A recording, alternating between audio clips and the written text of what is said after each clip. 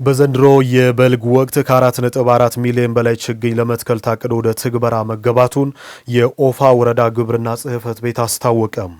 በወረዳው ባለፉት ዓመታት የስነ አካላዊ ስራዎች በተሰራባቸው አካባቢዎች የሚከናወነው ስነ ህይወታዊ ስራ ተጠናክሮ እንደሚቀጥልም ተገልጿል። በወረዳው የበልግ ወራት ችግኝ ተከላ ማስጀመሪያ መርሃ ግብር በዋጪጋ ኤሾ ቀበሌ ተካሂዷል። የወላይታ ዞን የመንግስት ኮሙኒኬሽን አገልግሎት ላደረሰን ዘገባ ውብሸት ጳውሎስ። የዘንድሮ የበልግ ወራት ችግኝ ተከላ መርሃ ግብር በኦፋ ወረዳ ዋጪጋ ኤሾ ቀበሌ የተጀመረ ሲሆን በስፍራው ያነጋገርናቸው አርሶ አደሮች ከዚህ ቀደም በተሰሩ የአፈርና ውሃ ጥበቃ ስራዎች እንዲሁም በአረንጓዴ አሻራ መርሃ ግብርም የአካባቢው አየር ሁኔታ መስተካከሉን ያወሳሉ። ይህም በተለይም ለግብርና ክፍለ ኢኮኖሚ ውጤታማነት ጉልህ ሚና ስለሚጫወት አሁንም ችግኞችን ከመትከል ጎን ለጎን የመጠበቁን ኃላፊነትም እንወጣለን ብለዋል። ችግኛችን የተተከልነው በጥንቃቄና በእንክብካቤ ይዘን በብዙ በከብት በሌላ ነገር እንዳይጎዳ አንከባክበን አጥረን ይዘን ለልጆቻችን አየር ለውጥ ስለሚያመጣ ውርስ ስለሆነ በኃይለኛው እንክብካቤን ለመያዝ አቅደናል። ዝም በፊትም ችግኝ ውስጥ ዘበኛ አለ። ዘበኛ ይጠብቃል። ሲገባ ያካየ ዘበኛው ያው ቅጣት ይቀጣል፣ ብሩን ያስቀምጣል። እምቢ ካለ እሺ ካላለ ከወንጀለ በቃ ይታሰራል። እንደዛ በቃ አርጎ ይጠብቃል። አሁንም በቃ ይሄንንም አጥር እናጥራለን እንጠብቃለን። የኦፋ ወረዳ ግብርና ጽሕፈት ቤት ኃላፊ አቶ ኢያሱ አንጣሉ እንደገለጹት በዘንድሮ የበልግ ወራትን ጨምሮ በክረምትም በአርሶ አደር ማሳና በወል መሬቶችም በብዙ ሚሊዮኖች የሚቆጠሩ ችግኞችን ለመትከል ታቅዶ ወደ ትግበራ መገባቱን ነው ያስረዱት። አሁን እንደሚታዩት ጸዳጊ እንጨት በዚህ ታጥሯል። ይህ ታጥሯል። ከዛ ውጪ መሀል አንዳንድ የሰው እግር የሚተላለፍባቸው መንገዶች አሉ። ከቀበሌ ጋርም ከኛ ከግብርና ባለሙያዎችም ጋር ተነጋግረናል። ይሄ በትልቁ ታጥሮ ተከልሎ ካልተቀመጠ በስተቀር ሰው የሚገባ ከሆነ እንስሳት የሚገባ ከሆነ አሁን የሰራነው ስራ ዋጋ የለውም። ስለዚህ እጅግ በጣም ይጠበቃል። ኮሚኒቲ ራሱ ነው የሚጠብቀው። የዚህ አካባቢ ይሄ ተፋሰስ ለዚህ አካባቢ ህብረተሰብ ነው። ምክንያቱም ነገ ሳር እዚህ ጋር ያድጋል። አሁን ሲታይ ሳር የለውም፣ ግን ከነገ ከ2 ከ3 ወር በኋላ አሁን ጀምሯል። ስለዚህ ከ2 ከ3 ወር በኋላ እዚህ ጋር ችግኞች ይጸድቃሉ፣ በስሩ ሳር ያድጋል። ስለዚህ አርሶ አደሩ እዚህ አካባቢ ያለው ተከፋፍሎ ሳሩን በርካሽ ዋጋ ይጠቀማል። ይሄ ማለት አሁን የመኖ ሳር ዋጋ እጅግ በጣም ጨምሯል። በእኛ አካባቢ ገበያ ላይ እየተሸጠ ነው ያለው። ኢቨን ይሄ ኮሚኒቲ ለራሱ ከቤት ከተረፈ ቢሸጥ ብዙ ዋጋ ነው የሚያገኘው። የኦፋ ወረዳ ዋና አስተዳዳሪ አቶ አዲሱ ወርቁ በወረዳው ባለፉት የበጋ ወራት የተከናወኑ የስነ አካላዊ ስራዎችን በስነ ህይወታዊ ስራ ማስቀጠል ያስፈልጋል በማለት አሁን በበልግ ወቅት ብቻ ከ4.4 ሚሊዮን በላይ ችግኞችን ለመትከል መታቀዱንም አብራርተዋል። በ2018 ዓመተ ምህረት የበልግ ችግኝ ተከላ መርሃ ግብር ማስጀመሪያ ፕሮግራም ላይ ነው የምንገኘው። እንደ ኦፋ ወረዳ በሁሉም ቀበሌያት 20 ቀበሌያት አሉ። በ20 ቀበሌዎች ዛሬ ከ4.4 ሚሊዮን በላይ ችግኝ የመትከል መርሃ ግብር ስራ ኦልሬዲ ተጀምሯል። ዛሬ እዚህ የምንገኘው ዋጪጋ ኤሾ ቀበሌ ነው የምንገኘው። ዋጪጋ ኤሾ ቀበሌ ዛሬ ሁሉም የማህበረሰብ ክፍሎች፣ የሴቶች፣ የወጣቶች አደረጃጀት፣ የሀገር ሽማግሌዎች፣ የሃይማኖት አባቶች ባሉበት ሁሉንም ማህበረሰብ ክፍል ባሳተፈ መንገድ እኛም እንደ ወረዳ እዚህ ተገኝተን ይህንን ፕሮግራም እያስጀመርን ያለ ነው። በዛሬው ዕለት በአንድ ጀንበር በ20 ቀበሌ በአንድ ጀንበር 1 ሚሊዮን ችግኝ ይተከላል ተብሎ ይጠበቃል። እያንዳንዱ ግለሰብ 45 ችግኝ ይተክላል። በወረዳው በበጋና ክረምት ወራትም ዘርፈ ብዙ ጠቀሜታ ያላቸው የደን ችግኞችና የፍራፍሬ ዛፎች እንደሚተከሉ የተጠቆመ ሲሆን ከስነ ህይወታዊ ስራ ጎን ለጎን የአየር ጸባይ ለውጥ እየተስተካከለ፣ በሌላ በኩል ደግሞ ኢኮኖሚያዊ ጠቀሜታ የሚያስገኙ ችግኞችን ከሰውና ከእንስሳት ንክኪ ለመከላከል የመንከባከቡ ስራ ሊጠናከር ይገባል ተብለዋል። የአየር ጸባይ ለውጥን የተከላከልን የተቆጣጠርን ግን ደግሞ በሌላ በኩል ዘርፈ ብዙ ጠቀሜታዎችን እያተረፍን ነው የምንሄደውና በአጠቃላይ የደን ሽፋናችን ይጨምራል፣ የአየር መዛባት ችግር ይቀረፋል። በአጠቃላይ ግን እነዚህ ጥቅሞችን ማግኘት የምንችለው በየዓመቱ ባቀድነው ልክ ስናሳካ ነው።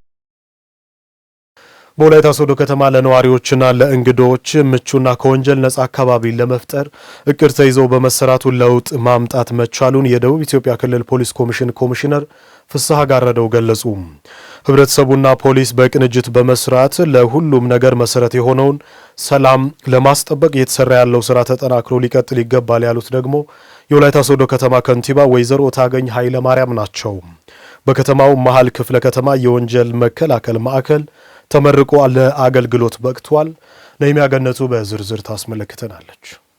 ለሰው ልጆች ከምንም በላይ አስፈላጊው ነገር ሰላም ነው። ታዲያ በወላይታ ሶዶ ከተማ ከዚህ ቀደም በአንዳንድ አካባቢዎች ለህብረተሰቡ አስጊ የሚባሉ የወንጀል ድርጊቶች የሚፈጸምባቸው አካባቢዎች መኖራቸው ይታወቃል። ፖሊስ እነኚህን ወንጀለኞች አድኖ ለህግ በማቅረብ ከፍተኛ አስተዋጽኦ እያደረገ ይገኛል። የመሃል ክፍለ ከተማ ፖሊስ ጽህፈት ቤት ቀደም ሲል ባልተደራጀ መልኩ የነበረ ሲሆን አሁን በፖሊስና በህብረተሰቡ ትብብር ከወንጀል የጸዳ 2 ማዕከል ለምረቃ አብቅቷል።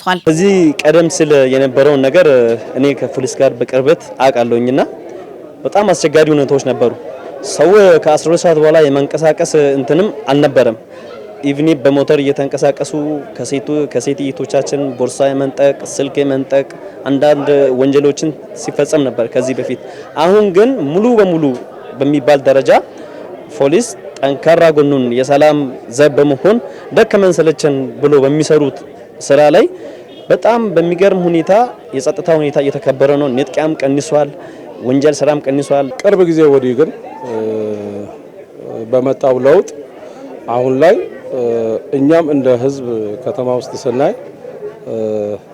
ወንጀሉ በ90 በመቶ ቀንሶ ሴት እህቶቻችን በነጻነት የሚንቀሳቀሱበት፣ ህብረተሰቡ ወጥቶ የሚገባበት፣ ሌሊት አዳሩን ሁሉ እየተዝናና ከሌላ አካባቢ የመጡ ሰዎች ሁሉ የተዝናኑ የሚያመሹበት የሰላም ተምሳሌት የሆነ ከተማ ሆኗል። ለማዕከሉ ግንባታ የወጣው ወጪ በገንዘብ ቢተመን ከ6 ሚሊዮን ብር በላይ እንደሆነና ይህ በመጠን ከፍ ያለ ገንዘብ የተሰበሰበው ከህብረተሰቡ መሆኑን የመሃል ክፍለ ከተማ ፖሊስ አዛዥ ረዳት ኢንስፔክተር ተገኝ ዋንጃሎ ገልጸዋል። በገንዘብ ሲተመን 6 ሚሊዮን ነው ወጪ የወጣው። ይህን ጠቅላላ ማቴሪያል ጭምር ተደምሮ ነው ወደ ገንዘብ ተተምኖ ነው ወደ 6 ሚሊዮን የደረሰው። ይሄ ገንዘብ ምንጩ ህዝብ ነው። ከዚህ በፊት የነበረው ተጠርጣሪ ማረፊያ የለም፣ አዛዥ ቢሮ የለም፣ ምርመራ ክፍል የለም፣ ትራፊክ ቢሮ የለም። ምንም አይነት ለአገልግሎት ምቹ ያልሆነውን ተቋሙ ነጋዴ ማህበረሰብ በራሱ ጊዜ አጋር ድርጅቶቻችን በራሳቸው ጊዜ ለፖሊስ ምቹ ቢሮ መሰራት አለበት ብሎ ከህዝብ ጋር ውይይት አድርገን እዛ መነሻ ነው ይሄ ቢሮ ሊገነባ የቻለ። በሶዶ ከተማ በተለያዩ አካባቢዎች ከወንጀል ነጻ ማዕከላት በመገንባታቸው ወንጀል የመከላከል ስራ ተጠናክሮ መቀጠሉንና በትራፊክ ደንብ ጥሰት በኮንትሮባንድና በሌሎች ወንጀሎችም አመርቂ ውጤት ተመዝግቧል ያሉት የወላይታ ሶዶ ከተማ ፖሊስ አዛዥ ኮማንደር ሀብታሙ አሰፋ ናቸው። የከተማችን ፖሊስ ከህብረተሰቡ ጋር በሰራው ስራ በ9 ወራት ውስጥ በተለያዩ ከህገወጥ ንግድና ከኮንትሮባንድ እንደዚሁም በትራፊክ ደንብ ጥሰት 51 ሚሊዮን 713,790 ብር ወደ መንግስት ካዝና እንዲገባ ተደርጓል። የምንኖርበት አካባቢ ደህንነቱ ተጠብቆ ሰላማዊ ሲሆን ለመኖርና ለመስራት ምቹ አጋጣሚን ይፈጥርልናል ያሉት የወላይታ ሶዶ ከተማ ከንቲባ ወይዘሮ እታገኝ ኃይለ ማርያም ናቸው። ሰላም ካለ፣ ሰላም ከተጠበቀ፣ ሰው ሰርቶ ገቢ ማግኘት ከቻለ፣ የዕለት እንጀራውን ማግኘት ከቻለ፣ እንደዚሁም ደግሞ አካባቢን ለማልማት በርካታ በኢንቨስትመንት አማራጭ የሚሰማሩ አካላት ይኖራሉ። እነሱም ወደ አካባቢ ገብቶ መስራት የሚችሉት ስራ አማራጭ ሊፈጥሩ የሚችሉት አካባቢው ሰላምና ደህንነቱ የተጠበቀ ሲሆን ብቻ ነው። ስለዚህ እንደዚህ አይነት የስራ አማራጮችንም ጭምር እየፈጠሩ አካባቢው ህብረተሰብ ጋር በጋራ መስራት ተጠናክሮ ሊቀጥል የሚገባ ጉዳይ ነው። የከተማችን ነዋሪዎችና ከሌሎች አካባቢዎች የሚመጡ እንግዶች በሰላማዊ ሁኔታ እንዲንቀሳቀሱ ግብ ጥለን በመስራታችን ውጤቱን ተመልክተናል ያሉት የደቡብ ኢትዮጵያ ክልል ፖሊስ ኮሚሽን ኮሚሽነር ፍስሐ ጋረደው ተናግረዋል። ከተማችን ሰው የሚደነግጥበት ሳይሆን ተዝናንቶ የሚውልበት የሚያድርበት፣ ደጋግሞ ለመምጣት የሚመጅበት መሆን አለበት የሚል እምነት ይዘን ጠንክረን እናንተን አስተባብረን በመስራታችን ዛሬ ወንጀል የሚባል ሶዶ ከተማ ውስጥ የለም ባይባልም ከዛ አይነቱ የስጋት ደመና ወጥተን አጠፋ ተነጠቀ የተባለም ሰው ካለ በሰዓታት ልዩነት ከወሰደው ንብረት ጋር ተይዞ ወደ ፍርድ የሚቀርብበት ነገር ወደ ማየት ሄደናል። ለዚህ ማዕከል ግንባታ ለተባበሩ የፖሊስ አካላትና በገንዘብና በጉልበት ብሎም በእውቀት ላገዙ አካላት የሰርተፊኬትና የዋንጫ ሽልማት ተበርክቶላቸዋል።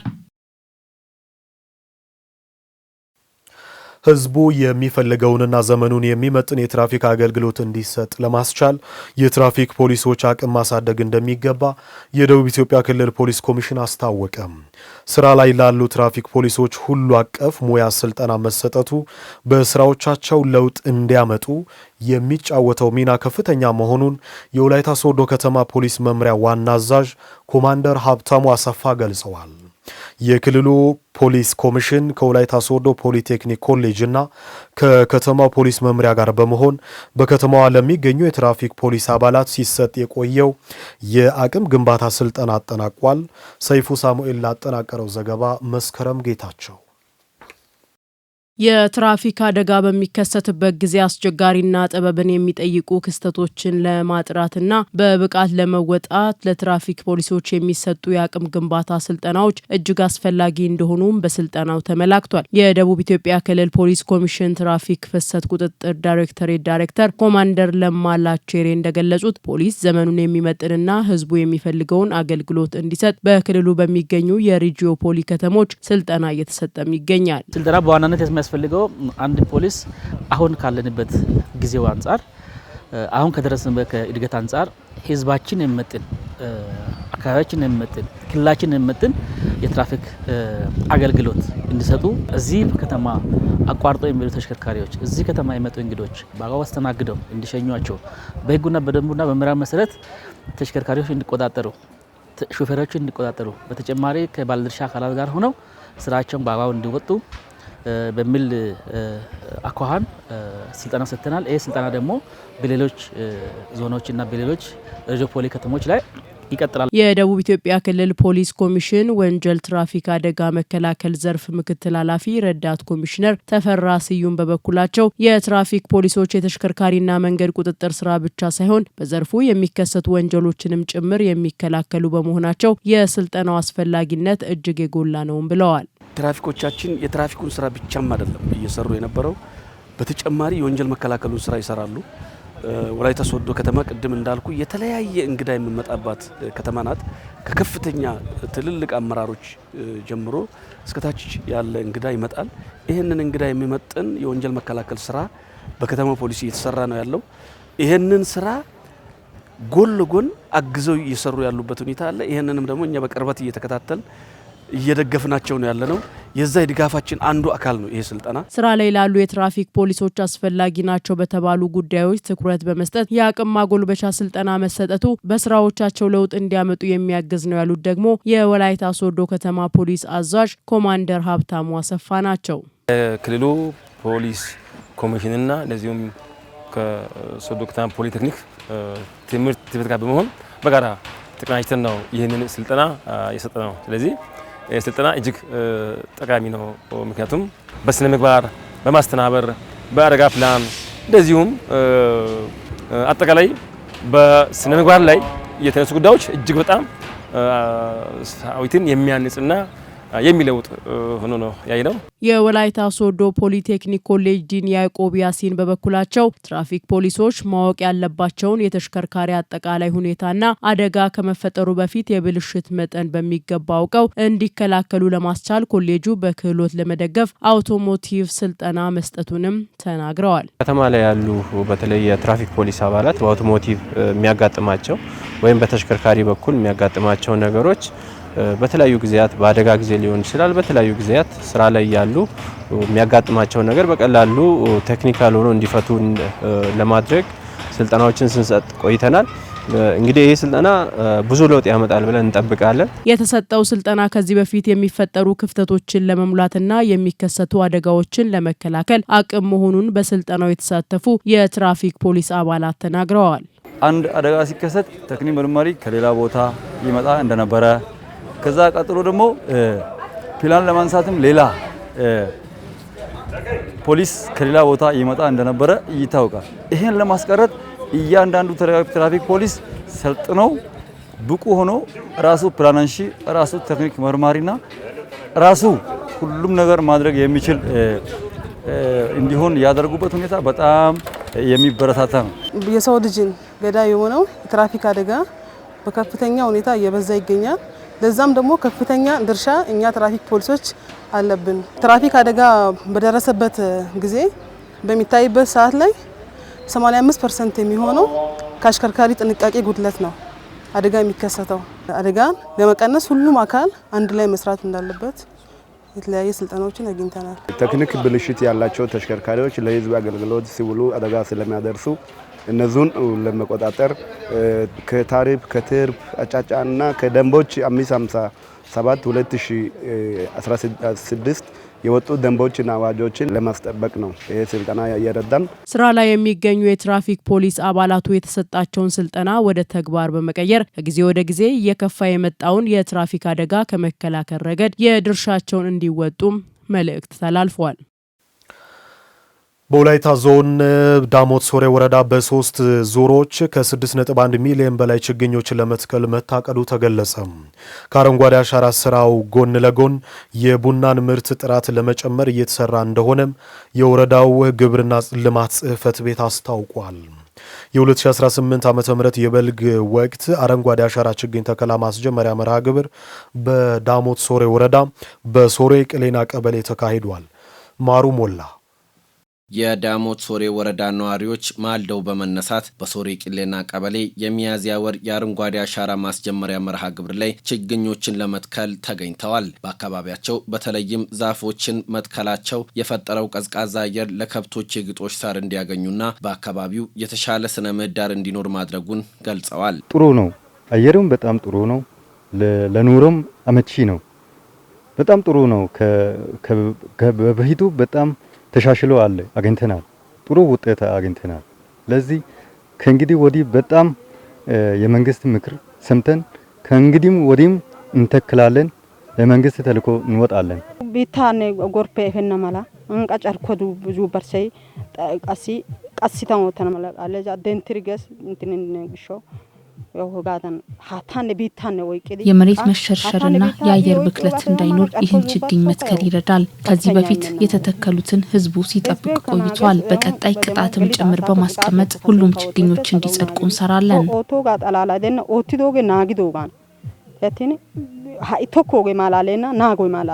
የችግኝ ተከላ ስራ የአፈርን ለምነት በመጠበቅ ምርታማነት እንዲጨምር የሚያደርግ በመሆኑ ከቅድመ ዝግጅት ስራው ጀምሮ በትኩረት ሲፈጸም መቆየቱን የተናገሩት የዳሞት ሶሬ ወረዳ ዋና አስተዳዳሪ አቶ ሙሉቀን መሸሻ በአካባቢው የቡና ምርትን ጥራትና ብዛት ለማሻሻል እየተሰራ ነውም ብለዋል። በወረዳችን ሆነ በአካባቢያችን በሁሉም ቀበሌያት ፊዚካል ስራዎች ተሰርቷል። በተለይ ከተፋሰስ ልማት ጋር ተያይዞ እነኚህ የፊዚካል ስራዎች በተሰሩበት አካባቢ ላይ የባዮሎጂካል ስራ የመስራት ጉዳይ ነው እንግዲህ ችግኝ ተከላ ቀጥታ የሚያያዘው። ከዚህ አንጻር በወረዳችን በዛሬው ቀን ብቻ ከ2.2 ሚሊዮን በላይ ችግኝ ይተከላል ተብሎ ነው ታሳቢ የሚደረገው። ይሄ ተከላ በዋናነት በአመቱ ውስጥ ከታቀደው ከ6.2 ሚሊዮን የዛ አካል ነው የሚሆነው። በዛሬው ዕለት በሁሉም ቀበሌያት እንግዲህ በንቃት ሰው ወጥቶ እየተሳተፈ እየተከለ ያለበት ሁኔታ ነው ያለው። ትልቅ ትኩረት ተሰጥቶ ዘንድሮ እየተሰራ ያለው የቡና ልማት ስራ ነው። የወረዳችን ሁላችንም እንደምናውቀው በቡና ስፔሻላይዝ የሚያደርግ ወረዳ ከመሆኑ ጋር ተያይዞ በቂ ዝግጅት ተደርጓል። ቡናም ከዛ አልፎ የደን ችግኞችንም የመትከል ስራ አንድ ላይ ያይዘን እየተከለን ያለንበት ሁኔታ ነው ያለው።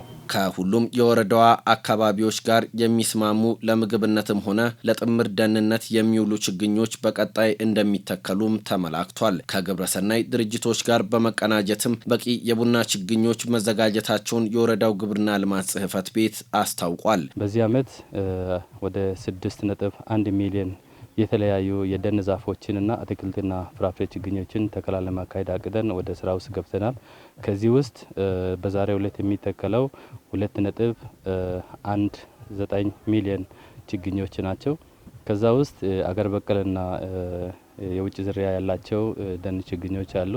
በተለይ ከሀገር በቀል ስንነሳ ዋንዛ በስፋት ዛሬ ይተከላል። ቡና ክላስተር ልማታችንንም ዘንድሮ ለማካሄድ እቅድ አለን። በሁሉም ቀበሌ ላይ ማለት በሚቻል ሁኔታ ከሁለት ክላስተር ያላነሰ በ1 ኪሎ ሜትር ራዲየስ ላይ የሚገኙ 30 በላይ አርሶ አደሮችን በማደራጀት ችግኝ ተከላ ጉድጓዶችን ቁፋሮ አካሂደናል። ነገ ዕለት በይፋ እሱንም ተከላ የምናካሂድ ነው የሆነው። አሁን ዛሬ እንደ ወረዳ ወደ 35000 ህዝብ ወጥቶ በነቂስ ይህን ተከላ ያካሄደ ያለበት ሁኔታ ነው ያለው። ሁሉም የማህበረሰብ ክፍል ችግኞችን በመትከልና በመንከባከብ አረንጓዴና ለዓለም አቀፍ የአየር ንብረት ለውጥ የማይበገር ስነ ምህዳር መፍጠር እንዳለበትም ተገልጿል።